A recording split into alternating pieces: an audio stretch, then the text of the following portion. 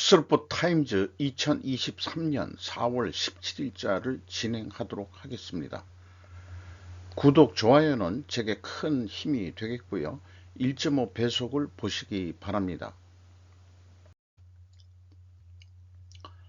비상식이 상식으로 통하는 모순된 국회의원 선거제, 이런 제목으로 한번 제 견해를 피력해 볼까 합니다. 국회 입법 통과 기준의 불합리성, 과반수의 함정이라고 또 생각을 해 봤어요. 대통령 선거는 투표율에서 1표라도 많은 후보가 승리하는 것은 이해가 됩니다. 전체 국민이 참여하는 거니까요. 그 방식이 지역에서 선출되는 국회의원이 국회에 진출하여 한 표를 행사하는 것이 과연 합리적일까? 라고 의문을 던져봤습니다. 만약 이 지역 선거구에서 투표율에서 33% 다수표 획득으로 승리해서 여의도에 입성하여 의정활동을 통해 1표를 행사한다면 지역민들의 반대 의견은 완전히 무시되는 것 아니냐. 즉 67%가 무시되는 게 현실 제도라고 보입니다. 가중평균이라는 제가 그 스루풋 분석을 하면서 감이 온 생각인데요. 가중평균 개념이 들어가야 하는 입법 아니냐 이렇게 생각을 합니다. 33%를 얻어서 입성한 그 국회의원의 의결권은 1표 곱하기 33% 해서 0.31표로만 적용돼야 되는 거 아니냐. 이것이 합리적인 것 같다. 이런 생각을 해보게 됩니다. 어떤 입법안이 통과되는 기준이 과반수라면 각 개개의 국회의원의 표를 얻은 비율을 곱한 수치 합이 가중평균 합이 될 것이다. 이렇게 말씀드릴 수 있고요. 그것이 과반수가 되지 않는다면 그 입법은 통과할 수 없어야 되는 거 아니냐. 0.67은 그 국회의원을 반대하는 세력인 것이다. 그 반대 세력의 의견이 묵살되는 것이 현재의 국회의원 선거제인 것이다. 의원 정족수를 줄이는 게 능사가 아니고 중선거구제 등 검토하는 게 중요한 게 아니다 하는 그런 생각을 해봤습니다. 엉뚱한가요? 아마 획기적인 생각이라고 보입니다. 저는 그 국회 입법 통과가 과반수 이상이라는 그런 입법 통과 기준이 있다 그러면은 가중평균 을 적용해야 된다는 것이 저의 주장입니다. 그래서 그 어저께 윤리와 위선이라는 거로 또 한번 얘기를 했었는데요. 위에 거는 뭐 생략하고 우리는 모두 이 위선과 직업 정치가들에게 질려버렸다 라고 얘기를 할 수 있고, 이런 상황에서 대략 80%의 결과가 대략 20%의 원인에서 비롯된다는 법칙이 파레토 법칙인데, 우리는 대략 20%의 위선적 정치가들을 제거하는 시스템을 이 사회에 작동시켜야 된다고 믿습니다.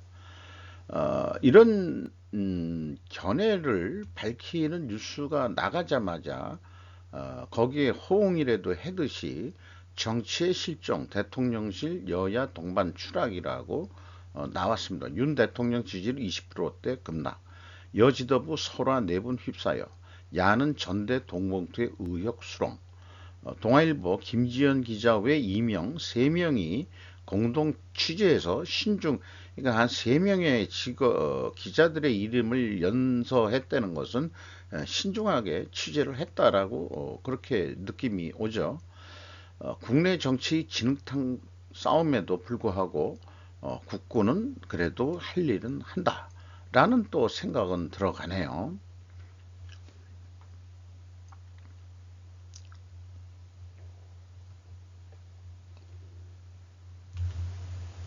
이거 왜 안 넘어가냐? 죄송합니다.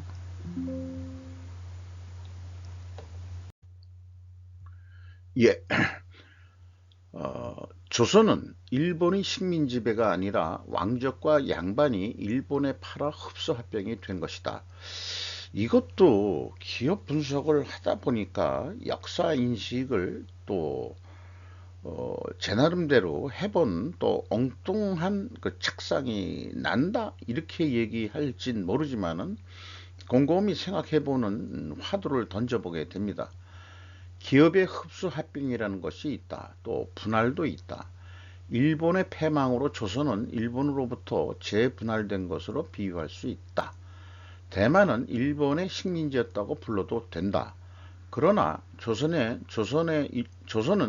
일본의 식민지가 아니었다.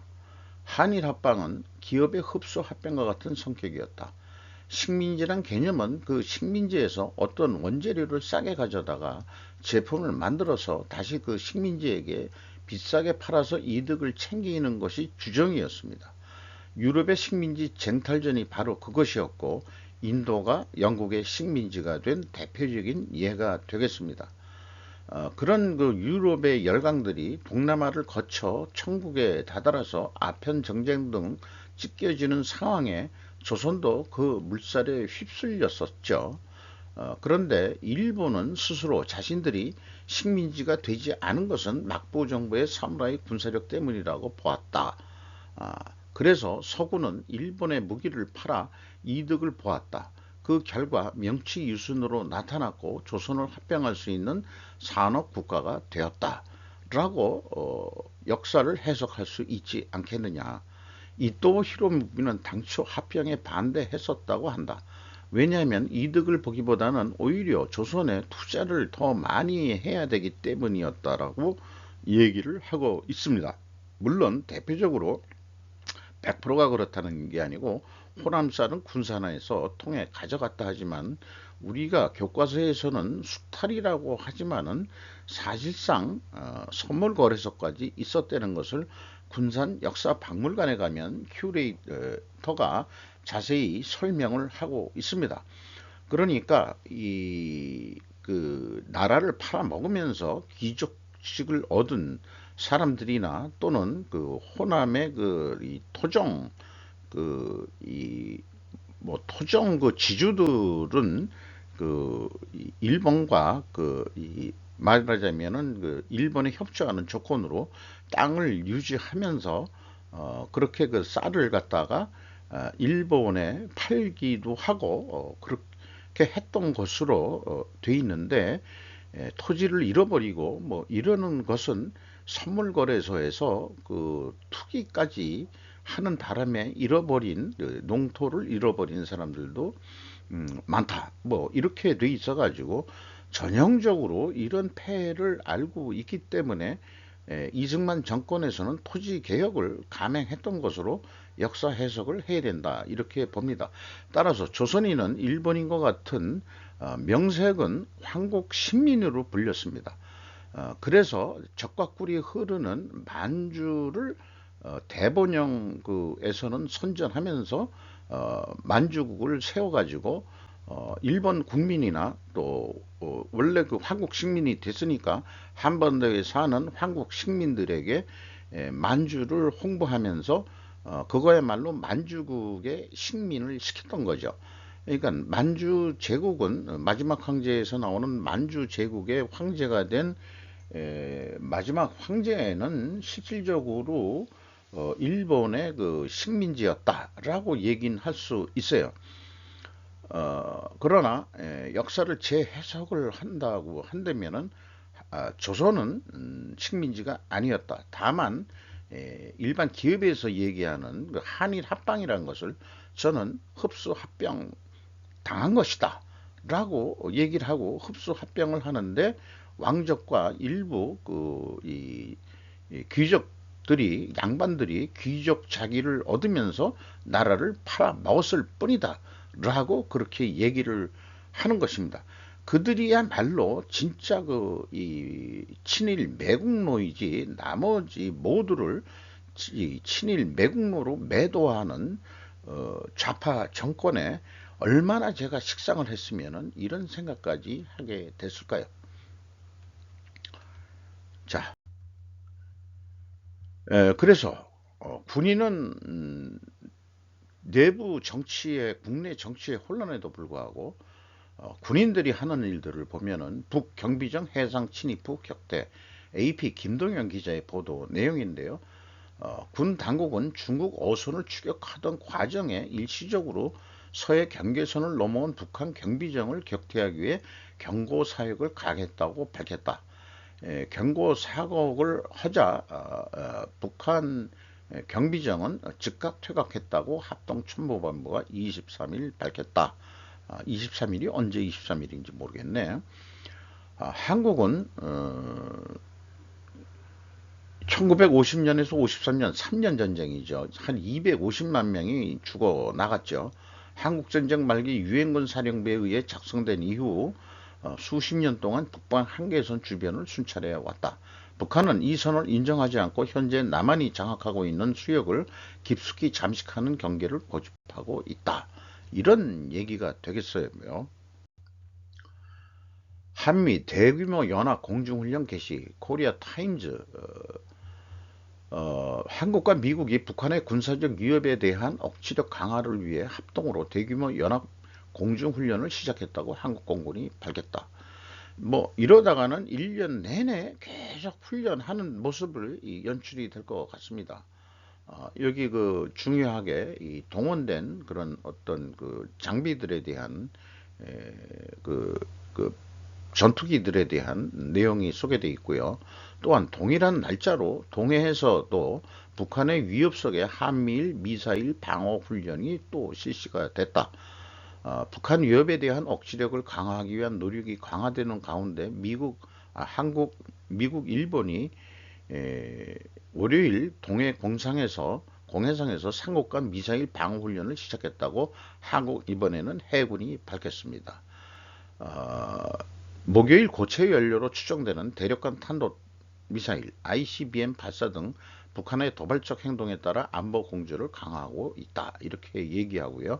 이번 훈련에 이지스함을 장착한 3척의 국축함, 한국의 이율곡 2함, 미국의 벤폴드함, 일본 해상자유대의 JS 아타코함이 참가했다고 밝혔다. 이런 얘기가 되겠어요.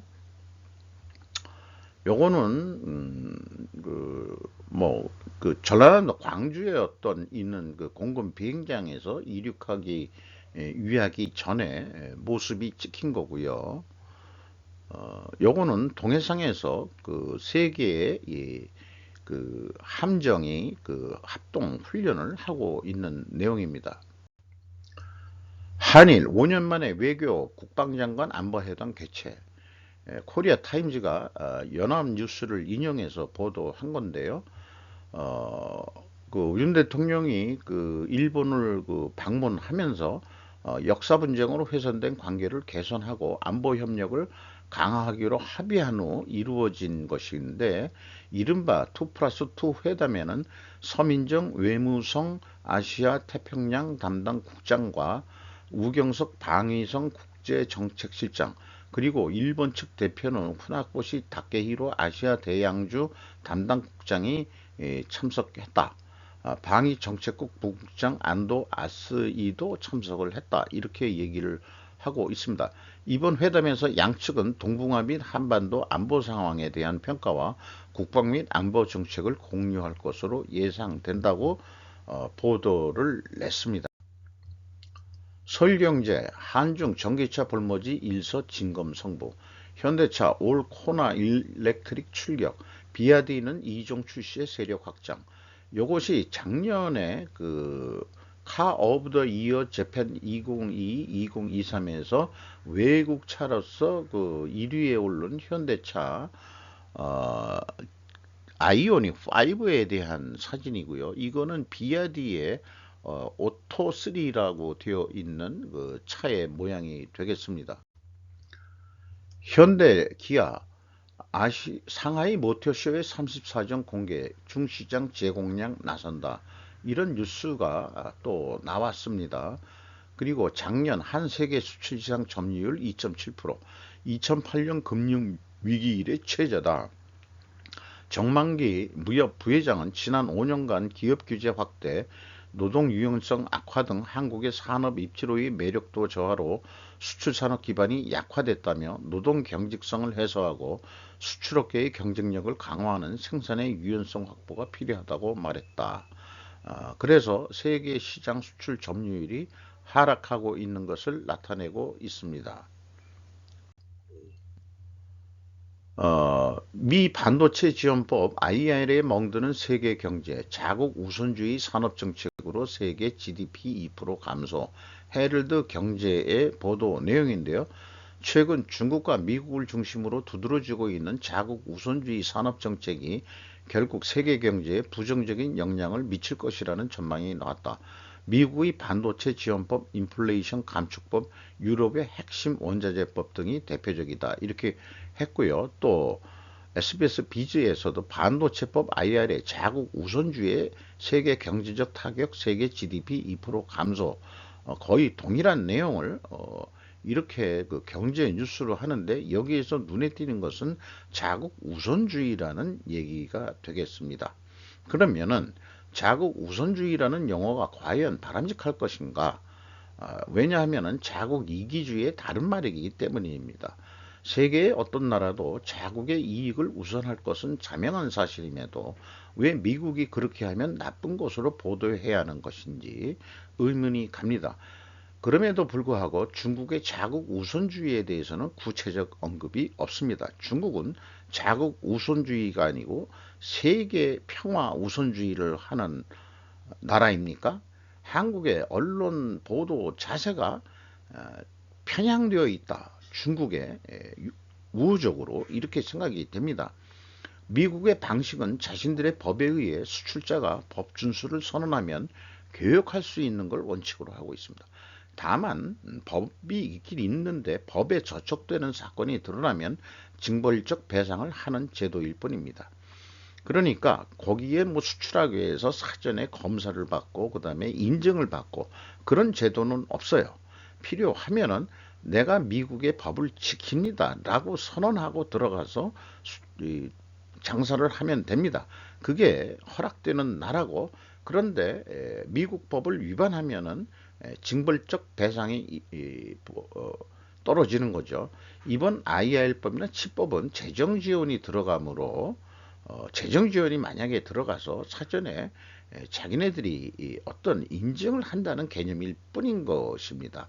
우리나라는 수입 물건에 대해서 무슨 그 심사를 안 하나요? 음, 모든 것을 인증에 패스만 하면은 나중에 그 물건이 잘못되든 말든지 간에 국내에서도 자체에서도 그렇고 그런 것이죠. 그러니까 개념이 좀 다르다라고 얘기를 해야 될 것 같습니다. 업데이트 4 일본 기시다 연기 폭탄 공격 후 G7 회의 안전 약속했다. 뭐 여러 사람이 공동 취재해가지고 로이터에서 했는데 하루 만에 삿포로에서 열리는 기후 장관들의 보다 엄격한 보안을 시작으로 주요 7개국 고위 인사들의 안전을 보장해갔다고 다짐했다 하는 뉴스를 냈습니다. 이 마스노 히로카츠 관방장관이 이 지역 히로시마 출신인 모양인데 경찰이 치안 강화를 지시받았으며 정부는 5월에 주요 7개국 정상들이 자신의 고향인 히로시마에서 유치할 때 안전을 확보하기 위해 필요한 조치를 취할 것이라고 말했다. 당연히 그 안전을 그 보호를 해야 되겠죠. G7 에너지 환경 리더들이 기후 전략을 놓고 옥신각신하다. 일레인 구르텐바흐와 야마구치 마리. 이렇게 그 구레튼 바흐 뭐 이런 말이 들어가면 이제 독일인 기자 같기도 하고 그러네요. 또 야마구치 마리는 일본인 출신 기자일 것 같고 요즘에 그 국제 언론들을 보면은 아마 이것도 그 이 경제적인 그 어떤 효과 아니겠느냐 저는 이렇게 보는데 어, 그 나라의 출신을 채용을 해서 언어가 잘 되고 내용을 잘 아니까 영어가 된다 그러면은 그것을 그 원고를 송고해 가지고 그것을 또 편집인들이 또 좀 조금 좀 뭐 이렇게 말이 좀 되도록 그 손을 봐 가지고 그 뉴스를 내는 그런 형태의 그런 뉴스들이 그 변화하고 있는 것 같습니다. 여기에서 그 독일이 아니고 좌우간 뭐 옥신각신했던 얘기는 그 난상 토론을 했다는 얘기인데, 그 중에 일부 하나가 독일 환경장관이 G7에서 반기를 들었다. 일 오염수 방류 환영할 수 없어. 헤럴드 경제가 또 소개를 했습니다.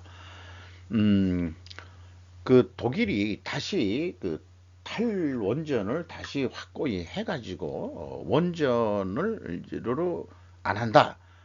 이런 거를 하면서 결국은 독일 국민들의 그 전기료 사용 비용은 크게 다시 오를 것으로 그렇게 또 예측하는 보도가 있습니다. 저출산은 최악이다라는 일본은 잘못이다. 동양 경제에서 이제 맨날 하고 저출산 이걸 얘기하니까 그런 거가 아니고 다르게 생각해 보자 라는 얘기 같습니다. 오바타 세키 게이오 기축고대학 대학원 교수의 기고 내용인데요. 저출산 원래론으로서의 중요한 세 가지. 원래 우리나라 말도 원래, 저도 말끝마다 원래 이런 말을 잘 썼는데 이게 또 일본에서 들어온 용어였던 거를 또 알게 되네요. 아, 그러니까 원래 그런 거, 원래 이렇게 많이들 얘기했죠. 원래 저출산은 경제 발전의 결과이다. 어쨌든 경제 발전하면 저출산이 되더라 하는 결과를 보고 있는 거죠. 원래 투는 저출산이 나쁘다고는 말할 수가 없다. 왜냐? 1970년대에는 인구 폭발이 지구상의 최대 문제라고 하고 독자 정책을 억지로 간 중국은 이 점에 관해서는 성공이라고 생각하고 경제도 발전했었다. 이렇게 또 얘기를 하죠. 원래 만약 저출산이 말려야 할 과제라고 해도 현재 벌어지고 있는 혹은 하려고 하는 정책은 거의 모두 효과가 없다. 이렇게 얘기하고, 왜냐하면 대부분의 정책이 현금성 그 선심 정책이기 때문이다. 그거 가지고는 출생수를 늘릴 수가 없다. 이렇게 얘기를 하고 있어요. 왜 인구는 증가하기 시작했는지 역사적으로 보면은 한그 1000년 전 11세기 전후부터 농업 생산력이 상승하면서 경제 발전 인구가 증가하기 시작하는 조짐이 있었다.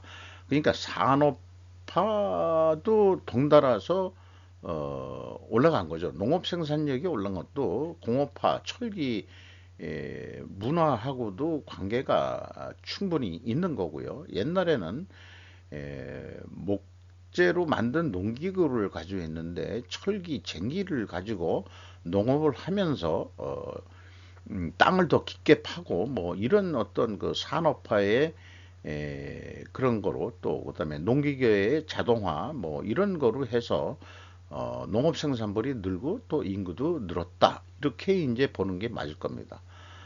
소득 수준을 높이로만 저출산을 심화시킬 뿐, 소득 수준을 가지고 얘기하면은 저출산을 심화시킬 뿐이다. 제1의 경제적 이유는 설문 결과 최다의 그 뭔지 좀 기억이 안 나네요.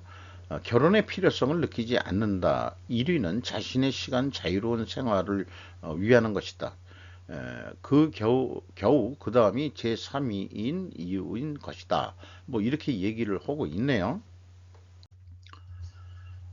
소득의 결혼율의 상관관계의 오해, 소득과 제1의 소득이 높은 사람일수록 결혼하고 있다라는 소득과 결혼의 상관관계는 소득이 늘면 결혼하게 된다라는 인과관계는 전혀 별개이기 때문이다. 요게 또 이렇게 또 인과관계가 성립이 안 된다. 그런 얘기네요. 상관관계하고 좀 차이는 있습니다. 인과관계는.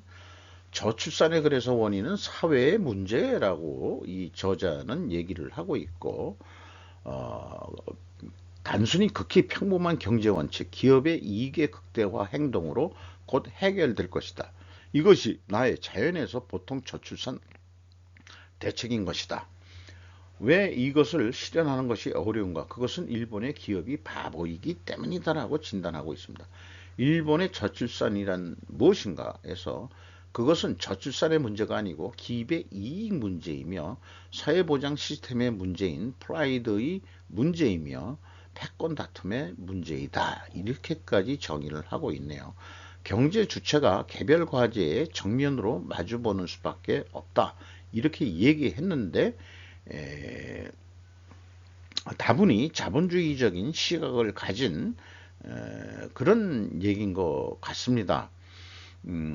뭐 여러 가지 복잡한 이유가 전문가일수록 쉬운 얘기가 아니다라고 얘기하지만은 이렇게 문제를 단순화시켜서 결국은 기업의 이익 문제다라고 이렇게 접근하는 것이 오히려 그 기본 핵심 제약을 찾아가지고 해결한다는 제약 이론의 어떤 그 풀이하고 일맥상통한다 이렇게 볼 수 있겠습니다. 그래서 이게 문제를 스르프시라고 돌려서 얘기하면은 스르프의 증가 목표는 비록 긴 화살이기는 하지만 저출산 문제 해결이라는 주장과 같다. 자, 거기에 대해서 뭐 저는 조금 약간 또 다른 의견을 얘기했었었죠. 그것이 이제 여기서 이제 말씀드릴 수 있는 건데 한국의 출산율이 낮다 진짜 이유 여성들이 남자하고 하기 싫어 네 가지 여성들이 사회에 내동제쳐 네 개의 노 비연애 비섹스 비혼 비출산이라는 것 1960년대에 한국 여성은 한 명당 6명의 아이를 낳고 있었다. 하지만 2022년 한국인 여성 한 명이 평생 낳는 자녀 수는 불과 0.78명이 될 전망이다. 서울의 출산율에 이르러서는 0.9명이며 조만간 서울 여성 중 둘 중에 하나는 부모가 결혼을 안 하고 부모가 안 될 것이다. 이렇게 얘기하고 모조리 실패하는 정부의 저출산 대책이라고 해서 한국도 2005년인가 그때부터 뭐 노력을 했음에도 불구하고 안 됐다는 거죠. 급속한 경제 발전으로 나가지 않는 사회의 변화, 젊은이들은 수도 서울의 집세의 높이, 서울에는 국민 절반가량이 살고 있다. 경제의 가혹한 학벌, 사회의 육아비용, 사회생활에서의 배려가 없는 가혹한 직장 환경, 특히 가사와 육아의 대부분을 맡도록 요구한 여성에게 등을 장벽으로 꼽는다. 여성의 향상심은 증대했지만 아내나 어머니인 것의 의미는 달라지지 않았다. 결과적으로 남녀 간의 골이 깊어지는 갈등이 태어난 것이다. 또 연재를 하겠다 이렇게 이제 또 이 커리어 자판이라는 데서 그 연재로 풀이를 해내요. 한국의 저출산 문제를 걱정해서 고마운 건지 어떤지 모르겠습니다만은 1순위로 올라온 그 댓글의 그 조회수가 많은 거를 보면은 일본도 똑같잖아. 다만 이웃분이 신축성이 강력할 것일 뿐. 그 옛날부터 내려오는 가족의식이라는 개념이 붕괴하고 있는데 일본도 한국도 정치나 사회가 옛날 그대로의 상태로 간신히 유지하려고 하니까 어느 쪽인가 하지 않고도 여성의 부담이 많아지는 것이 출산 및 육아다. 그래서 그런 속박을 버리고 일에 살면 여성이 늘어난 것도 아무것도 무리가 아니다. 일본의 경우는 비정규 근로자가 늘어나는 것이 최대 원인이라고 생각하지만 이웃이라고 표현하고 있네요. 한국처럼. 한국을 이웃처럼 여성들이 노를 공헌한 것도 시간 문제일 것 같기도 한다. 일본 여성들은 또 노라고까지는 얘기를 안 한 모양이죠. 이게 그 국내의 그 이 좌파 정치 때문에 그렇게 된 건데 이 좌파들이 주장하는 대로 하면은 인구가 줄게 돼 있는 모양이네요. 결국은 음, 그 국민을 잘 살게 했다고 하는데 국가를 망하게 하는 길로 가는 게 좌파의 운동인 것 같습니다. 결론적으로 얘기하면 그렇게뿐이 얘기가 안 되네요. 결론은. 그래서 한국의 저출산을 생각해 주어서 고맙다고 해야 할까? 한국의 경우 인과관계가 기선 화산이긴 하지만 저 개인적인 우선은 견해라고 말씀드리는데 국내 정치 혼란이라도 딴 건 아니더라도 근데 일본의 독자 중에 한 번은 일본도 한국도 정치나 사회가 어, 옛날 그대로 하면서 경제만 발전하다 보니까 이게 뭔가 서로 틀려진다 이거죠. 그러니까 예를 들어서 그 미혼모 문제 이런 것들이 이 사회적인 관점으로도 용인이 되는 그런 나라가 돼야 되지 않겠냐 하는 또 생각도 들어가네요. 자, 이거 이 비프 쇠고기를 한번 또 소개를 했는데 이 분노 조절 장애라는 그런 이름으로 했을 때는 매우 또 재미있는 내용이 돼가지고 또 야후에서도 야후 뉴스에서도 연속 다루고 있네요. 그런데 이제 이 주인공인 그 스티븐 연이 한국인인데 그 영화 속에서도 어, 그, 그 여성에게 잘 들어 난 위험한 놈이야. 그러니 그만 까불고 건드리지 마. 안 그러면 알지? 잠자는 사자는 안 깨우는 게 좋아. 알았어? 요렇게 말하는 사람일수록 실질적으로는 잠자는 사자가 아니고 힘없는 약자일 확률일 때 이런 얘기를 하죠. 그런데 진짜 그 영화의 처음을 보면은 약간 이 자기 이 트럭을 백 후진하다가 뒤에서 뺑 하는 소리가 깜짝 놀라가지고 미처 못 본 거는 사실인데 그 여자가 차 타고 가면서 이제 이거 욕하는 거 아니에요. 여자가 먼저 유발을 했어요. 분노를 하게끔. 그러니까 아니 좀 뭐 이게 빵 하고 그냥 하고서 그냥 가면 되지 꼭 이렇게 해야 되냐 이 말이에요. 그 영화 속의 그 여주인공이. 그리고 또 거기다가 왜 제목을 비프 쇠고기로 지었을까? 그걸 내가 잘 모르겠어요. 그 장은 이번에 관심 있는 넷플릭스 영화가 됐습니다만은 이게 이제 여주인공으로 나온 아마 그 동남아계 그 미국계에서 사는 거루고 나와 있어요. 참 이 인물 선정을 좀 잘 했어요. 사회적으로 성공한 여성이고 그다음에 이제 이 한국인은 집술이나 뭐 이런 인테리어 같은 보수 작업을 하면서 먹고 사는 그런 정도 수준이고 이 여성분은 상당히 사회적으로 성공한 여성인데 이 보복운정의 달인이라고 할 정도로 소개가 아니 그 영화 속에서 나오더라고요. 중국발 황사지역 우리도 피해자다. 중국이 불쾌감. 중앙일보 일본어판인데 이게 이제 저한테는 분노 유발을 시키게 만드는 내용입니다. 안다 이 말이에요. 내가 고비사막과 내몽골 고원에서 시작된 대규모 황사가 한반도와 일본까지 영향을 끼치는 가운데 중국 매체가 세계적으로 중국발 황사라고 표현하는 쓰이는 것에 불쾌감을 나타냈다. 비용신 새끼들 같으니라고. 어,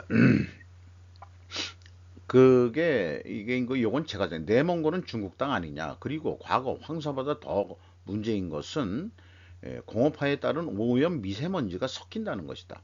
어젠다 2030을 선전하는 니들이 석탄 굴뚝 공장에서 나오는 것을 저감시킬 생각은 하지 않고 또 거기다가 석탄 발전소 계획이 줄인다 해놓고서 결국은 석탄 발전소 더 짓고 있죠, 얘네들은. 이런 데다가 자국 이기주의라고 언론은 보도해야 하는데 왜 중국 언론기관마저 중국의 언론기자마다 중국이 불쾌감 드러냈다.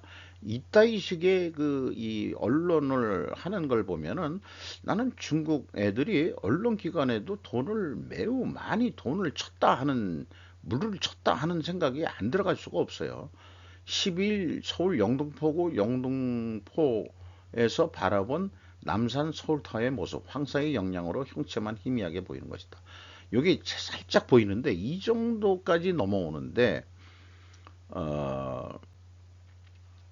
그렇죠. 그 봄철의 그 황사 현상은 2조 500년 동안 알고 있던 내용이긴 하지만은 더 문제가 되는 것은 오염 미세먼지가 섞인다. 이거를 이야기하는 거지 황사를 얘기하는 건 아니다. 이놈들아 이렇게 얘기를 하고 싶어요.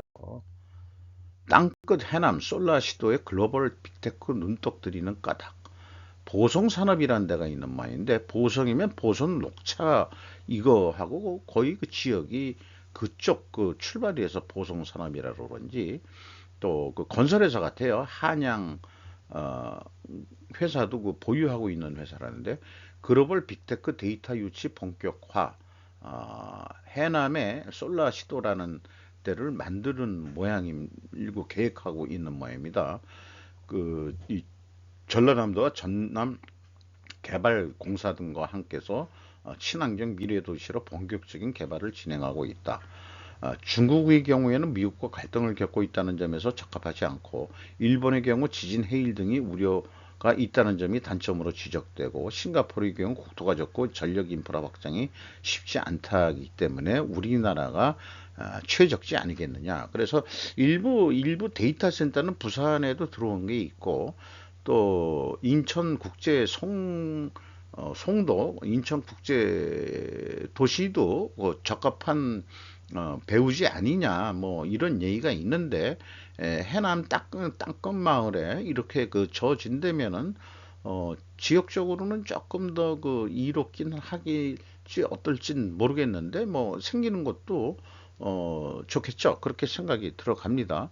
그래서 이제 완성됐을 때 일부의 그 조감도를 그 소개를 하고 있습니다.